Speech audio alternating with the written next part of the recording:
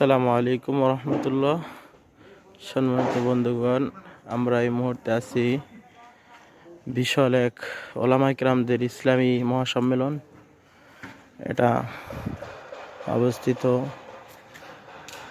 Dhaka Keraniganj Dhaka Savar Bhakurta union নলাগড়ায়। প্রতিষ্ঠাতা chairman Anwar Hossain, বিশিষ্ট শিল্পপতি।